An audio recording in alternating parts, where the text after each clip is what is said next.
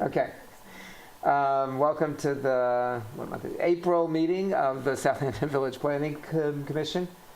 Just want to note a few things. First, number one,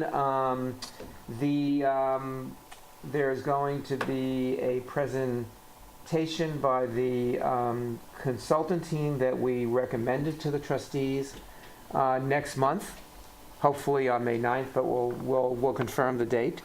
To make a presentation to the trustees of what they plan to do, and then hopefully the trustees will vote, and we'll get started on that work. I don't know if some of you have noticed, but the Stony Brook Southampton Hospital Association, to be fully accurate on who's doing it, has actually gone ahead and hired architects and planners and others to begin work on the new hospital on the Stony Brook Southampton campus. So that process has started. Invite everyone to attend next month, and they will have an updated version of the presentation they gave to the working group. Secondly, I think everyone, we reviewed last month bills on accessory structures in for corner lots and wetland lots, and a proposed local law on flat roofs. Both of those are under discussion by the trustees, and again, I would encourage people to go to the hearings and comment on that. I think on the flat roof law, there's some technical issues that are now being looked at to make sure that the law as written accomplishes what the goal is, which is to make sure that when people are doing a pitched roof, that we don't end up with a pitched roof and a flat roof and becomes a mansard roof. One of the things I think everyone's looking at is to make sure that in doing that, we don't make it overly difficult to put solar panels on the roof, which is one of the things that people have been using the flat roof portion for, and one thing I think the village is trying to encourage. So again, I would just encourage people to come and listen to those, to that conversation. So anything on those items? I would also note, which is good news for us because it's in one of the issues that we talked about a while ago, the village, which has been, I think, has done a lot of work. A member of the commission, Joe McLaughlin in particular, about the Community Preservation Fund. Historically, the village has got a very small percentage of those funds, and Joe, along with the particularly Kimberly Allen on the trustees and the mayor and others, went back to the Community Preservation Fund to understand how we could get more competitive for those funds. I think, as everyone knows, there was funding through the Clean Water Fund for Job's Lane that the village achieved a few months ago. $200,000. Right, $200,000, and very exciting. The village recently was able to use CPF funds to acquire a extraordinarily untouched parcel on Pond Lane, directly across from the lake. So it's, we have for years been the single largest funder of CPF, and our percentage of CPF funds has been extraordinarily small. And one of the things I think we were told when the CPF director came to our meeting about a year ago, I think, Yes.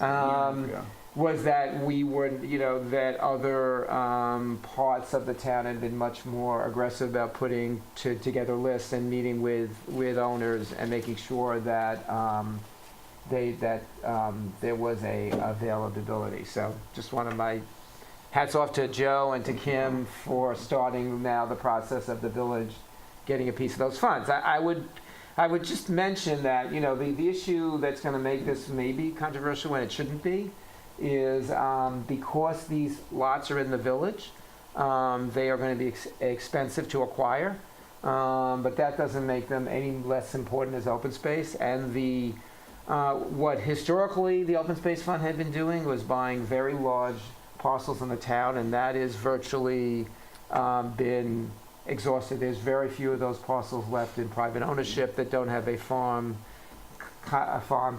conservation requirement or some other restriction. So, thanks, Joe. Thank you, Paul. It's great.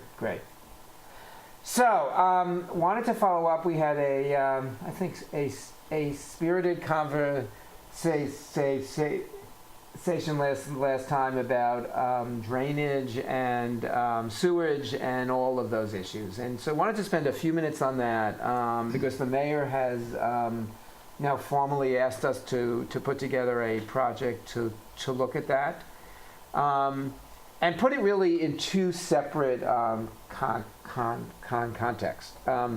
The first is we have in the village a lake that is officially the most polluted lake in New York State, Lake Agawam. Those problems have been happening for years, probably 100 years, so they're not going to be solved overnight. Some of them are historic. We generally have a situation in South Fork where drainage runs north-south, and we've had farm drainage running into that lake since this village was founded. And some of them have been more recent in nature. There's been a lot of work done over the years. Jesse, on behalf of the commission, put together a summary, which we went through last time, of the range of issues that these studies had found. And there's going to be many things that need to happen to address the issues in the lake. I think there's been a lot of sense that there's a magic bullet. There's one thing you can do, and that's going to solve the lake, whether it's a sewer plant or draining the lake or opening to the ocean or taking up the muck at the bottom. And I think Jesse's sort of summary of the analysis was very helpful because it makes it very clear that there's multiple things that are going to need to happen. And it's really not going to happen overnight. And I would add to that, it's also going to need the active participation of the owners around the lake, because certainly one of the causes is the houses that front on the lake. Separate from that, and I think somebody pointed out, and that's where things get confused. Although one of the things that contributes to the lake, but certainly not the only or the largest one. But one of the things that is at least on the list, and something that we have a separate issue with, is the issue of wastewater and drainage from the village center. So the particular issue we have in Southampton is that our village center is at the low point in the village. So basically, a good part of the drainage north-south comes down North Sea Road, goes on to Windmill Lane and into the lake. And then all of the uses within the village, basically now, when there's a storm or when the tide is high, they're really draining into the lake. So it's been a long-term issue. The health department about 25 years ago, 30 years ago, stopped any more wet uses from being allowed in the village. And so the wet uses you see are ones that have been around for a very long time. You can't open a new one. But also it's because the lots in the village are Right. so small, Right. and the allowable use for wastewater, prohibits any real development. Right. So, and Wet Studio use. AB had shown, it wasn't the focus of their study, but when they did the study for us as zoning for the residential lots, one of the things they showed is that most of the village is within a high impact area. So this has been a long-term issue, and a long-term issue that the Planning Commission has studied. So under the previous mayor, we first did a study and then came up with a new zoning and design guidelines for the village center to address the issue that many were concerned that if you address the drainage issue, you would have untrammeled development in the village center. That was passed about 5-6 years ago. We then looked at, in those years, at a sewer for the village center. I think there were a number of reasons why we didn't move forward at that time. And we basically put that on the shelf to focus on some of the zoning issues that seemed pressing. So the mayor has asked us now to look at that again in addition to the issues of the lake. The two overlap, but they're not the same. Right. The two other things have happened, or 2 or 3 other things have happened in the last 2 years. One is the county has now, well, the county has done 2 things. The county is number 1, which I guess is good. Three things. The county is number 1. They're now allowing alternative technologies to be used, which they did not for many years. Number 2, the county has set aside some funding on these issues. And then number 3, maybe not as good news, depending on how you look at it, is the county is now beginning to enforce the rules that they really didn't enforce in terms of municipalities having to address wastewater issues. And the county supervisor recently in an interview with Newsday made it clear that he expects at some point in the near future that the county will require every village to have a plan of how it's going to come into compliance with wastewater standards. Under current circumstances, we would not be able to be in compliance. We're very far from compliance. So that's the county package. Secondly, the state and to some extent the federal government, although that's hard to know because they seem to be moving around a lot in terms of their infrastructure thoughts. But the state has put together funding on these issues. And we know, for example, Kings Park, further up Island on the North Shore, recently got $20 million from the state to address their issues. And so the mayor's asked us to rethink these issues and come up with a way to address them. And then come up with options for the trustees to consider. Not to necessarily say this is the answer, but rather come up with the options and what the positive and negative aspects are of those options. And I think basically a work plan for the village over the next 5 to 10 years. So with that, maybe we can start some more conversation and then. Maybe Yeah. I was thinking if we're going to go forward with some form of a plant or a variety of different things, should we then take our plan that you were a part of with the downtown, shouldn't we make that part of the code book? Because it seems to me it's great to have a plan, but it's not written down in our code book to limit heights of commercial buildings or to limit the uses to a degree. I think maybe it's to put forth legislation. No, it is. If in the code book there's something called special village, I'm trying to remember what it's called, village, VBDs? VBD zoning, I think? So those guidelines that is code. That is code, Yes, absolutely. yeah. So for example, you're allowed to do 3 or 3.5 stories. 2.5. 2.5 stories or in some cases 3 stories. Which is what we already have anyway. Yeah, on Nugent and Windmill Lane. You're allowed a certain amount, you have to have a certain amount of street frontage. You have to do shared parking. Okay. So if you build a new building, you have to have a parking lot that's available to more than just your lot, because the idea is over time to have shared parking lots rather than individual parking lots, so less coverage of And ground. maybe we should also look at maybe landmarking some historical, like the J. McLaughlin building is kind of a historic looking. Right. Looking, Right. One of the things we desperately yes. need to do is to update the historic district to include more of the. Because I don't Structures. think anybody would want to see the iconic buildings of the village be Correct. transformed into something. Right. But part of the one of the interesting circumstances here is actually the historic, and that was the great finding, I think, of that report, was historically, the historic buildings in the village, many of them are 2 and 3 stories high. So if you think of some of the buildings on Main Street, this one being one, but many others, they're actually mostly, the oldest ones are actually 2 and 3 stories high. On Job's Lane, for example, the J. McLaughlin building is 2.5 stories high. Right. So they were actually denser. And then after the war, after World War II, there was this trend of thinking that we weren't going to have buildings of the same scale. And so a lot of one-story commercial buildings got built. Many of them were very suburban in style.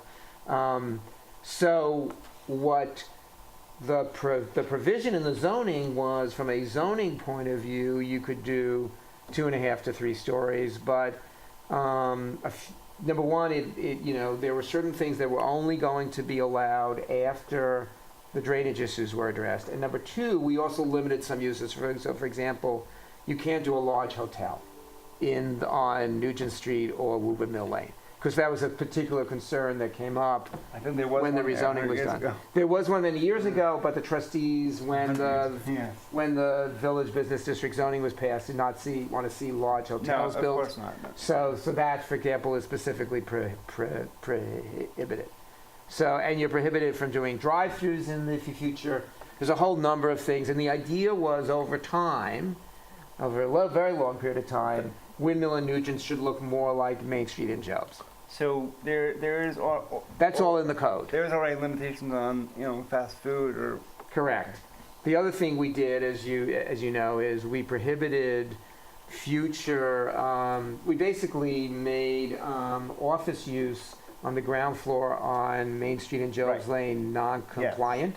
Correct. So you can put in an office to really encourage it to be retail, because one of the concerns was that over time, with more and more real estate offices, it was, yes. and also try, which I'm not sure has worked yet, but try to make, real estate offices obviously have a great capacity to pay rent, so try to reduce but rent I pressure. think eventually the real estate offices will eventually go away entirely because with the advent of technology, with online, Right. Yeah. Or they'll get smaller. Yes. Right. So that all happened, and that was sort of like, the idea was that had to happen first before we considered the other items. So when we did that study for the village business district, we really limited very much the area of the area to be sewered, because we were very limited on the size of the plant. But I think that right now we should look into maybe expanding that area and maybe incorporating North Sea Road and incorporating areas, making a much bigger area for our sewer district. I would note the other thing So- we did, and this was somewhat controversial, is there was a proposal made to rezone North Sea Road for retail Right. uses. Yes. And we all decided not to do that on the theory that all that was going to pull uses out of the village center, and that we really needed to focus them. Cheaper, and the rent would be less expensive over there. So, Right, yeah. and there was a grocery store that was originally going to go up on North Sea Road that Right. ended up on Hampton Road, Yes. and that's certainly has improved that street enormously. So we tried to take a number of steps over time to support Right. what's happening in the center, but obviously we need to do more. Mm-hmm. And the other thing I would note is one of the problems, since we haven't dealt with drainage on the whole, although we're doing something now on Job's Lane, and we've done some on Meeting house. Meeting House, is the infrastructure in the village is really in need of repair. So the parking lot outside of the building, for example, Now on that is in major need of we repair. have discussed, I think, in the last year that if we were to redesign that parking lot, it would be much more efficient in terms of more parking spaces. Correct. These are what another study found many years ago, is that we certainly have sufficient capacity in terms of land area for parking. Our parking lots are very inefficient and inefficiently managed. So this lot, for example, is very inefficient and unattractive. And so I think, I will speak for myself, maybe I'm just a lazy person, but I'm first going to look for parking on the street, and then if I absolutely can't find it, I go into the lot, and I walk from my car to the store thinking the whole time, I can't believe this is Southampton, and this lot looks like this. There should be more signs also to Right. let people know where the parking area is. Right. Because in the summer, you see Right. people driving around. Right, try to find it. They don't know where the Right. parking area is. So but again, one of the things where I think this all begins to come together is that parking lot and all the parking lots are are a major opportunity to address some of the drainage issues. Right, and I think that that's... They are, if you look at a Google map, they're an enormous part of the land area of the village And center. that's where we could utilize, if we were to redesign, that's where we can utilize the more innovative systems or do some drainage or like we've been doing, or Right. doing those new sewer systems that could be that would be an overall benefit to the village. So. Right. So that's sort of where these things come together, but I think, and I apologize because I think at the last meeting it got confused again. There's two separate issues here, and there's overlap, but they're not the same. One is solving the issues at the lake, and the other is solving the wastewater issue in the village center. There's Jesse, I'm trying to remember, was it 20% of the issue in the Yes. lake or something like that? Right. Approximately. Yeah, was the drainage in the village. So it's clearly not and it's not even the largest one, but it is one of the 5 largest ones, I guess, or something like that.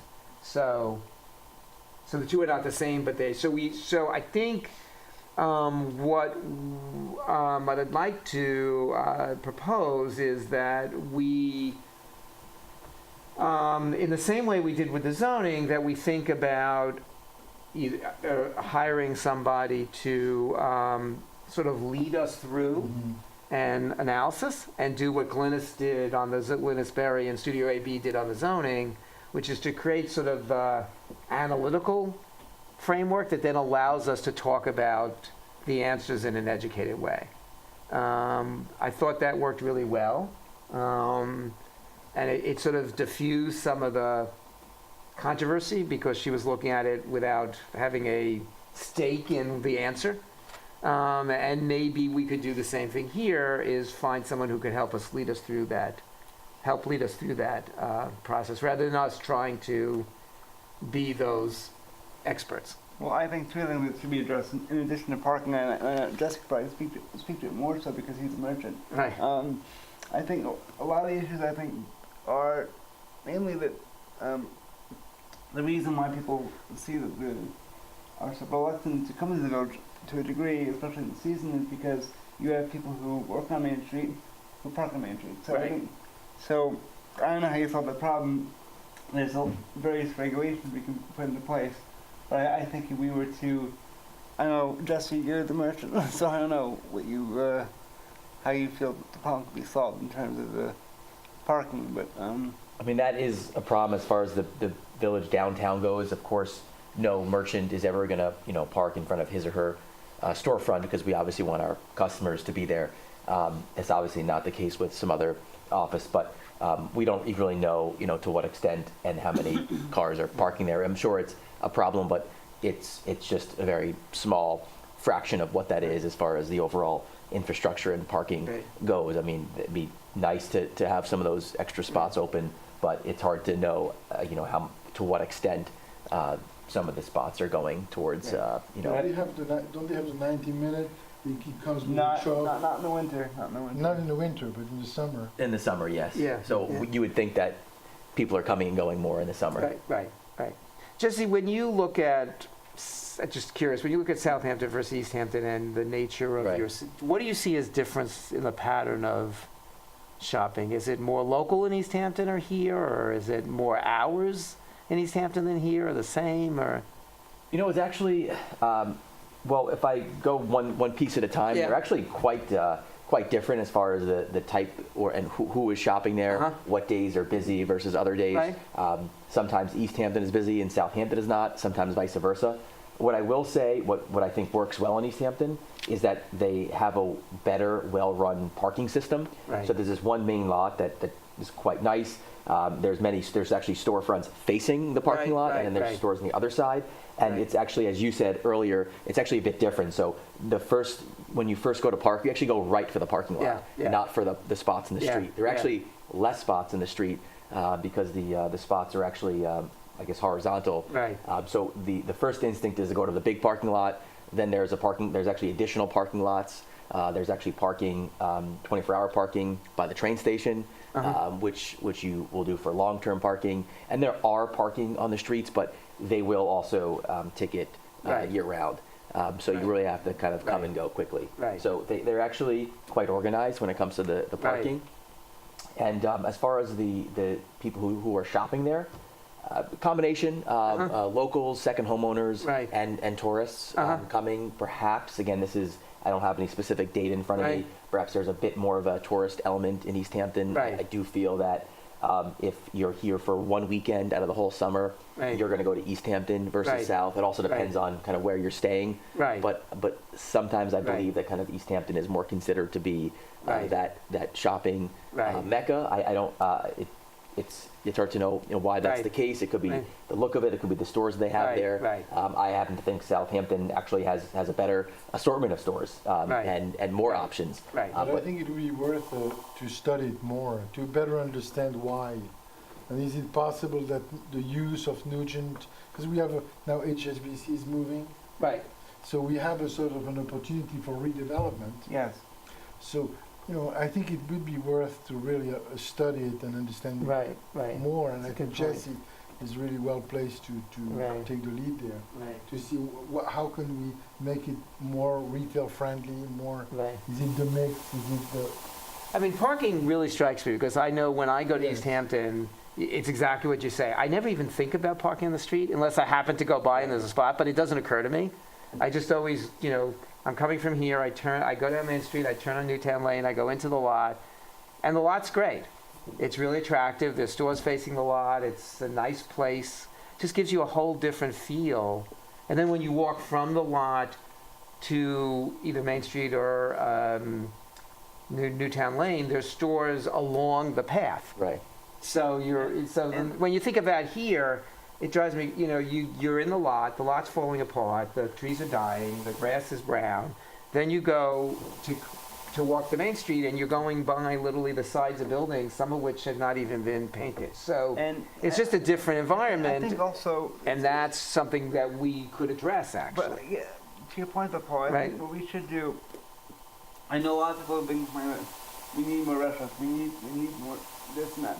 I think when you look at we also need more accessible walkability. 'Cause I think that was one of the Right. biggest issues with the redevelopment of the courtyard was that people were upset in part because it was two buildings with no walkthrough. There was no You couldn't get back flow. to So I the think parking, yes. If we could Right. if we can address some of these issues in terms Right. of having more ease walkability to parking lots and to Right. stores, and that would be a net benefit to Mhm.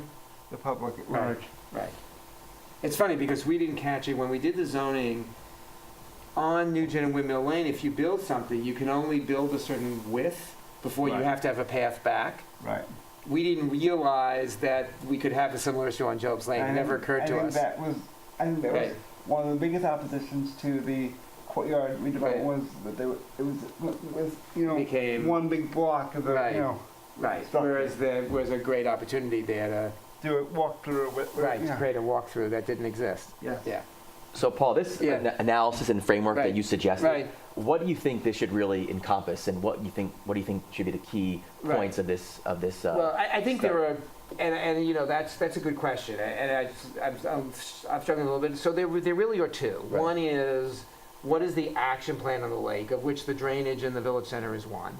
But it's really, I think, I think the work you did was, Right. there's enormous amount of science out there. It's not like you need to do original research at this point. It's really compiling it and assessing it, I think, at this point, and then helping to put together the options of how you can address the issues that were found. Obviously, Chris Gagolba and others have done an enormous amount of work over the years. I think in addition to that is parsing through what the options are for addressing assuming that the 20% that's being caused by the village center is something we have to address, not only because of the lake, but because of the village center itself, then what the options are with that in the current environment. And, the issues of, can you use the hospital plan now that the hospital's leaving, sort of all those issues that are out there, and coming up with a plan that at least gives the trustees some options, because obviously our role is always to make Couldn't proposals, one of the not to options say. Be like, do like a 50-50, do like a, so say 50% of the village downtown could go to the hospital site. 50% could be other alternative clusters. Could be, I don't know. And I think the answer, Joe, is I don't really, first of all, I'm not a scientist, that's Yeah. for sure.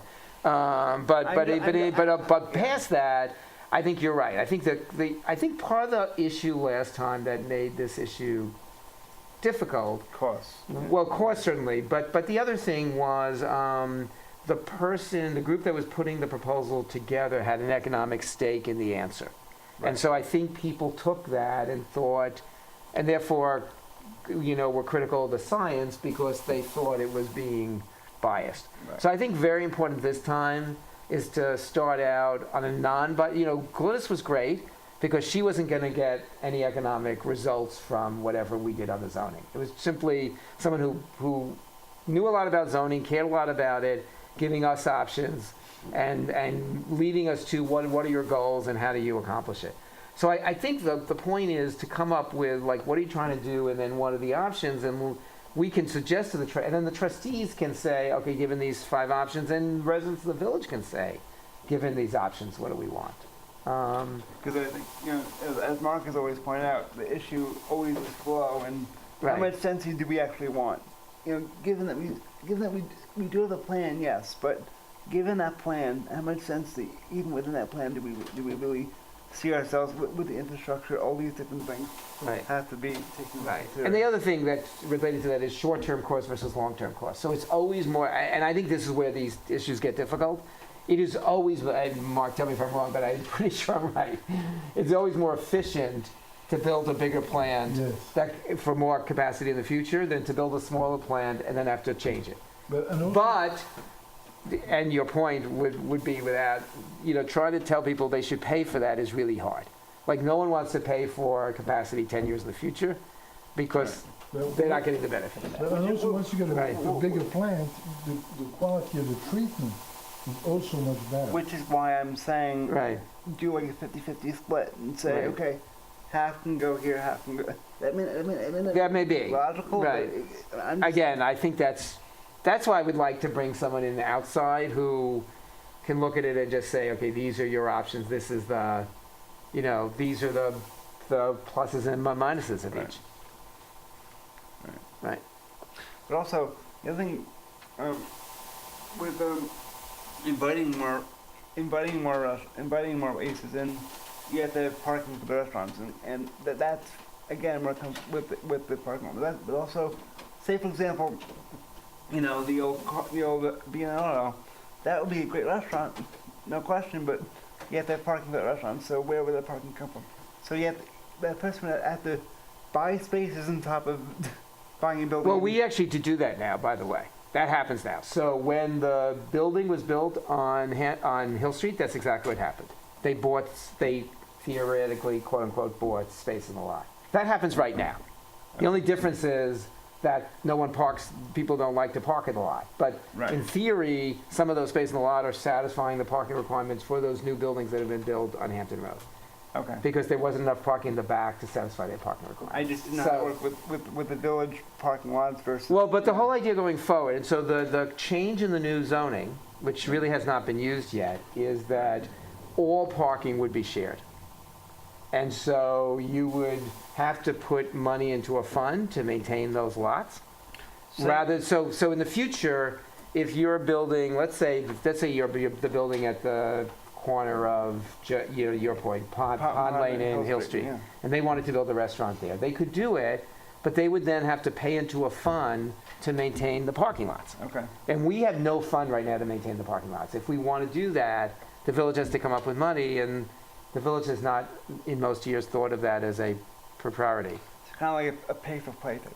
Yeah, and it's not dissimilar to what East Hampton does. Yeah. I mean, and Jesse's point, the East Hampton lot is a really nice, attractive, well-maintained lot, Yeah. No question. right? So when you go to shop there, it feels like it's nice environment. That's why shopping centers work, because there's some owner, hopefully, who's maintaining the lots and all and creating the environment that the individual retailers are benefiting from. Village is a little different. We don't have a single owner, so.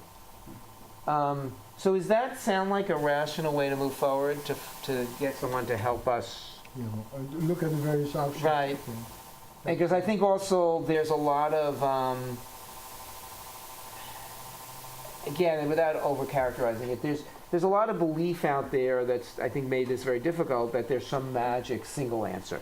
And I think there are definitely people out there who think, for example, if you opened up a spigot to the ocean, the problems of the lake would go away. Beyond the fact of, I can't understand why the Corps of Engineers would allow you to put all the garbage in the ocean, which I can't quite figure out why they would allow that. But putting that aside, it's not even true from a science point I of view. think a lot of the rumors and this screwing of information Right. does come from other villages. For example, West Hampton, which we've discussed, took the village's original plan, and applied it to themselves.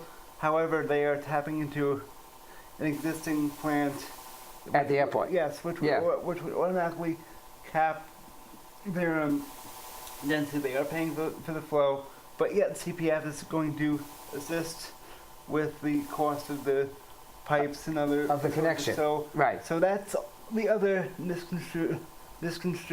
People say, oh, CPF is paying for them, so therefore, why don't we get the same money? But it's a completely different situation in many aspects. Right, but there is, I think the point, though, you're absolutely right. But the point is, there is now money available for the first time. Correct. From the town, from the CPF, from the county, from the state, Right. for these No, issues. Of course. And when we I looked at this understand. 5 years ago, there wasn't a lot of money around. Correct. So that has really changed. And the other part of it, again, I keep coming back to, because I think that's going to be a really different circumstance if it happens, is we are working on borrowed time. The county's made it clear that this cannot continue forever. So at some point, we're going to have to address our issues. They're not going to allow us to continue to degrade the waterways. And the current county executive, assuming he gets reelected, has made it his major point of what he wants to accomplish, is to do something about the water.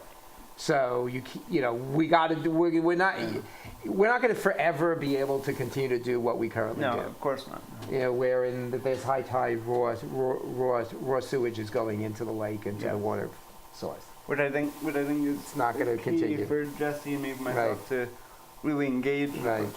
First, we have to really engage the property owners, because they're on the front lines. They're the ones who Right. are coming out on the weekends and exposing their families or whatever to these Right. Right. toxic, Right. air, whatever you could, Right. whatever. So that's very key as well, to engage them and say Right. they're the ones that would pony up and say, Right.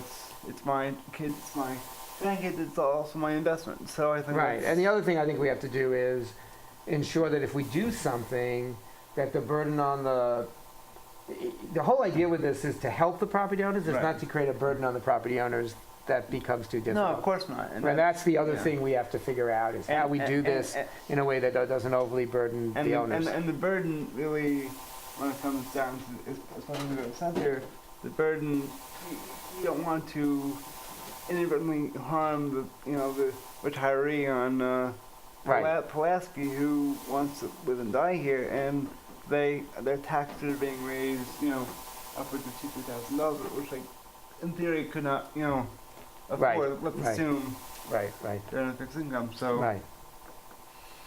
Okay, any other comments, questions, anything from the audience? Okay, thank you. That's the end of the April meeting of the Planning Commission.